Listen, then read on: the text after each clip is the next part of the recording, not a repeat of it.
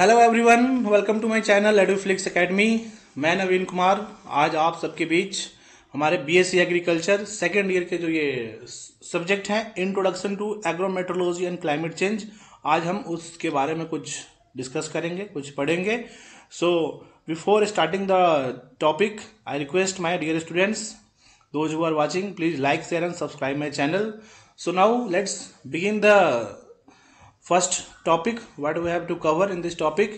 So today we will be starting from the basic metrology क्या होते हैं, and before that first we come to know कि introduction to agrometeorology and climate change को हम हिंदी में क्या बोलते हैं। कहीं कहीं क्या होता है कि हमने इंग्लिश तो पढ़ लेते हैं बट हमें उसका हिंदी प्रॉपर नहीं पता रहता है, तो at least you should know the Hindi meaning of our subject also. कहीं कहीं लोग वाइवा में पूछ भी देते हैं, तो इसका हिंदी क्या होगा? एग्रोमेट्रोलॉजी एंड क्लाइमेट चेंज का कृषि मौसम विज्ञान एवं जलवायु परिवर्तन का परिचय। ओके, तो आपको नाम से ही कुछ इंडिकेशन मिल जाते हैं कि हम अपने इस पर्टिकुलर गोइंग सब्जेक्ट में क्या पढ़ने वाले हैं। तो फर्स्ट वी स्टार्ट करते हैं हम लोग। आप जैसे देख सकते हैं मेट्रोलॉजी लिखा हुआ है, मेट्रोलॉजी को हम हिंदी में क्या बोलते हैं? मौसम विज्ञान बोलते हैं। एंड माय डियर स्टूडेंट्स, आप देख सकते हैं यहाँ पे metrology the word is derived from Greek word meteo means above the earth surface. Okay, and logy means indicating science. जैसे कि आप देख सकते हैं मैट्रियो का मतलब क्या होता है? Above the earth surface. Above the earth surface में कौन से हमारे चीज प्रेजेंट रहते हैं? जैसे एटमॉस्फेयर रहता है, तो हमारे एटमॉस्फेयर में जो भी वेरिएशंस होते हैं उस चीज का जब हम स्टडी करते हैं, जब उस विज्ञान का हम स्टडी करते हैं, तो उसे हम क्या कहते हैं? मेट्रोलॉजी बोलते हैं, हिंदी में मौसम विज्ञान बोलते हैं। ओके, दूसरा आप इसी में देख सकते हैं अलग अलग ये मेट्रोलॉजी के आप देख सकते हैं अलग अलग एस्पेक्ट में इसका डेफिनेशन है, तो आपको इसमें कंफ्यूजन नहीं होना है। आप सिंपल जानेंगे कि मेट्रोलॉजी क्या होते हैं, मौसम विज्ञान का अध्ययन करना, दैट उस विज्ञान को हम क्या कहते हैं, उस शाखा को हम क्या कहते हैं? मेट्रोलॉजी कहते हैं। अगला इसमें आप देखेंगे branch of science dealing with that of atmosphere is known as meteorology. ये जो ऊपर वाला जो पॉइंट है उसी का यहाँ पे ये एक तरह से एक्सप्लेनेशन है। इसमें नेक्स्ट आप देखेंगे metrology is a combination of both physics and geography. यहाँ पे एक टर्म आ जाता है कि यहाँ पे स्टूडेंट्स कंफ्यूज हो जाते हैं कि यार यहाँ पे ये फिजिक्स एंड जियोग्राफी का मतलब क्या हुआ? एक combination of both physics and geography. तो इसमें सिंपल सी बात है कि हमारे जियोग्राफी कहने का मतलब क्या है? हमारे भौगोलिक, हमारे लैंड हो गए, हमारे इन्वायरमेंट में लैंड हो गया, जो भी रिसोर्सेज होते हैं, जो भी रेनफॉल होते हैं, जो भी हमारे एटमॉस्फेरिक वेरिएशन होते हैं, तो उन चीज़ों को मेजर करने के लिए हमें इंस्ट्रूमेंट की आवश्यकता पड़ती है। और वो जो इंस्ट्रूमेंट होते हैं वो फिजिक्स के प्रिंसिपल्स पे काम करते हैं। ठीक है, तो इसीलिए इस चीज को यहाँ पे एक एक्सप्लेन किया गया हुआ है कि metrology is a combination of both physics and geography.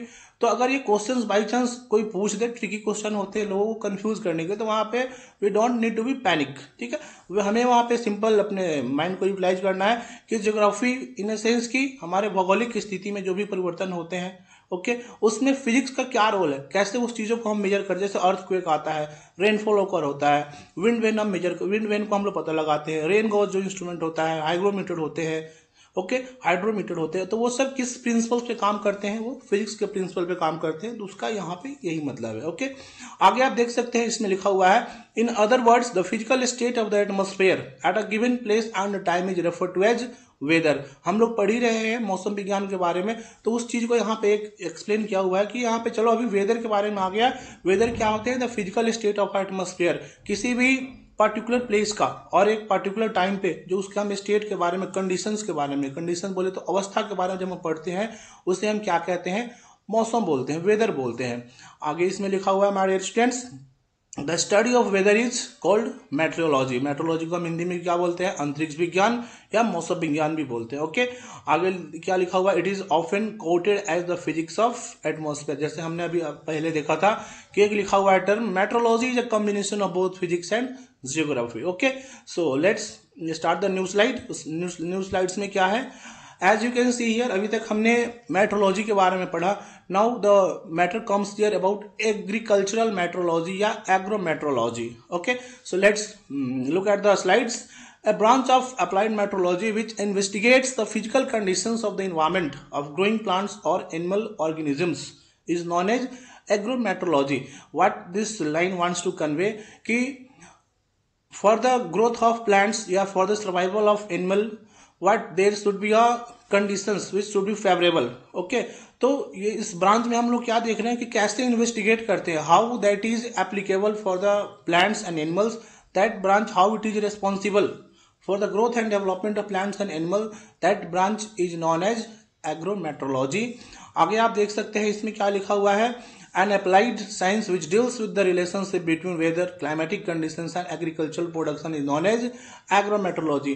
ये क्या कहना चाह रहा है, ये कृषि विज्ञान से संबंधित एक विज्ञान है जो वेदर और या जलवायु, बोलो आप वेदर, मौसम और जलवायु अवस्था का कृषि के उत्पादन से क्या रिलेशनशिप बताता है, क्या उसका संबंध बताता है, उस विज्ञान को हम क्या कहते हैं, एग्रोमेट्रोलॉजी कहते हैं।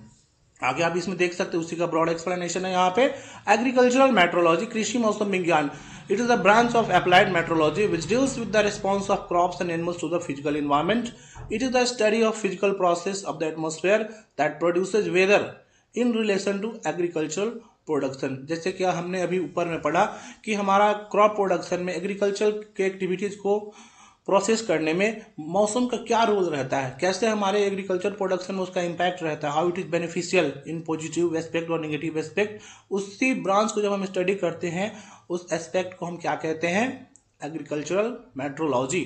और कुछ इसमें ये बहुत इंपॉर्टेंट है, फादर ऑफ एग्रोमेट्रोलॉजी, जैसे आप फादर ऑफ एग्रोनॉमी पढ़े थे, फादर ऑफ हॉर्टिकल्चर पढ़े थे, फादर ऑफ एग्रोनॉमी आप पढ़े थे क्या, पीटरो डेक्रेसन जी। फादर ऑफ हॉर्टिकल्चर आप पढ़े होंगे HW एक गौड़ा करके ना होते हैं, साइंटिस्ट है। लाइकवाइज यहाँ पे आपका फादर ऑफ एग्रोमेट्रोलॉजी वर्ल्ड में कौन है, DN वालिया है। Father of agrometeorology in India कौन है, LA रामदास। फादर ऑफ एग्रोक्लाइमेटोलॉजी ये कौन है, कोपेन। तो आपको इन चीजों को याद रखने हैं, ये बहुत इंपॉर्टेंट होते हैं एग्जामिनेशन पर्सपेक्टिव से। सो हम लोग नेक्स्ट स्लाइड में देखते हैं, नेक्स्ट स्लाइड में हमारा क्या टॉपिक है। माय डियर स्टूडेंट्स, यहाँ पे हम लोग देख रहे हैं मेट्रोलॉजी और एग्रीकल्चरल मेट्रोलॉजी में क्या डिफरेंस होते हैं, और I think it's clear to everyone. ऊपर अभी हमने देखा था पिछले स्लाइड में मेट्रोलॉजी क्या होते हैं, एग्रीकल्चरल मेट्रोलॉजी क्या है। बस एक अपने कंसेप्ट को क्लियर करने के लिए एग्जाम्स में ऐसा क्वेश्चंस पूछ लिए जाते हैं, इसलिए हम लोग ये भी टॉपिक देख रहे हैं, इन दोनों में डिफरेंस क्या होता है। मेट्रोलॉजी हमने पढ़ा कि एटमॉस्फेयर में जो चेंजेज हो रहे हैं ओवरऑल पूरे सोसाइटी के लिए, जो एक तरह से जो मौसम में परिवर्तन होता है, मौसम का क्या इम्पैक्ट होता है ओवरऑल कंडीशन में, वो क्या कहलाता है, उसे हम मेट्रोलॉजी कहते हैं। बट जब एग्रीकल्चर की बात आ जाए, जब मेट्रोलॉजी का इम्पैक्ट एग्रीकल्चर पे हो रहा है, उसे हम क्या बोलते हैं, एग्रीकल्चरल मेट्रोलॉजी बोलते हैं। वही चीज इसमें लिखा हुआ है, branch of atmospheric physics and branch of applied metrology as a branch और a branch of agriculture as it deals with agriculture. Okay, इसमें आगे आपका लिखा हुआ है, it is a weather science. Agricultural metrology में क्या लिखा हुआ है, it is a product of agriculture and metrology. Metrology में क्या है, ये मौसम विज्ञान, मौसम विज्ञान for every aspect, like industrial purpose के लिए हो गया। ओके, मतलब इसमें सारे एस्पेक्ट आ जाते हैं। ओके, बट एग्रीकल्चरल मेट्रोलॉजी में this term is only related to associated with agriculture. Okay, आगे इसमें आपका क्या, it is a physical science, it is a biophysical science. Biophysical science यहाँ पे आप, आई थिंक फिजिकल साइंस तो आप जानते हैं फिजिकल साइंस क्या, बट बायोफिजिकल साइंस आने से यहाँ पे क्या हो गया, दो शब्दों से मिलकर बन रहा है बायोलॉजी प्लस फिजिकल फिजिक्स से। ओके, तो बायोलॉजी का मतलब जो जीव जंतु होते हैं, ओके, उनके एस्पेक्ट में जब हम पढ़ते हैं मेट्रोलॉजी को, तो वो किस में आते हैं, एग्रीकल्चरल मेट्रोलॉजी में आते हैं। आगे आप देख सकते हैं, it aims at weather forecasting. Weather forecasting जो मेट्रोलॉजी जो करते हैं, ये क्या है, ये ओवरऑल कंडीशंस के लिए होते हैं, ओवरऑल एक एक इन्वायरमेंट में जितने भी होते हैं एक्टिविटीज होते हैं, उन सब के लिए वेदर फोरकास्टिंग, मौसम को हम लोग पहले से अनुमान लगाते हैं। बट जब एग्रीकल्चर मेट्रोलॉजी की बात आती है कि हम मेट्रोलॉजी के थ्रू अपने क्वालिटी ऑफ क्रॉप प्रोडक्शन को कैसे इंप्रूव करें, अपने फसल उत्पादन में कैसे हम गुणवत्ता लाएं, ओके, उस एस्पेक्ट में जब हम पढ़ते हैं तो उसे हम एग्रीकल्चरल मेट्रोलॉजी कहते हैं। ओके, आगे लिखा हुआ है, मेट्रोलॉजी में क्या होता है, वेदर सर्विस मेन कंसर्न होता है, और एग्रीकल्चर मेट्रोलॉजी में क्या होता है, agro advisory service to the farmer. इसमें हम क्या करते हैं, एग्रीकल्चर मेट्रोलॉजी में एक तरह से हम एडवाइजरी, एक तरह से हम लोग निर्देश देते हैं, सर्विस देते हैं, सेवा करते हैं किसानों को, किससे रिलेटेड, कि हमारे किस फसल के लिए कौन सा मौसम सही रहेगा, मौसम में कब क्या परिवर्तन आने वाले हैं। लास्ट इसमें पॉइंट क्या है my dear students, it is a linking science to the society. Okay, जैसे कि हमने पढ़ा मेट्रोलॉजी क्या है, ये सोसाइटी के ओवरऑल एस्पेक्ट्स के लिए काम करता है, ओवरऑल एस्पेक्ट्स के लिए शो करता है। एग्रीकल्चर मेट्रोलॉजी क्या है, it is a linking science to the farming community. ये जो हमारे किसान जो समुदाय होते हैं उनसे रिलेटेड एस्पेक्ट्स को डील करता है। तो आई थिंक ये आपको क्लियर होगा इन दोनों के बारे में। नेक्स्ट स्लाइड में हम देखते हैं, आज इसको हम लोग कंटिन्यू नहीं करेंगे, but in next topic we will be continuing agro climatology क्या होते हैं। आगे आप देख सकते हैं इसमें एग्रो क्लाइमेटोलॉजी के बाद क्या है, scope of agricultural meteorology, okay, फिर importance of agro meteorology in crop production. So till then, thank you very much, and at last I request everyone, please like, share and subscribe my channel. Again we will meet in next classes. Thank you very much.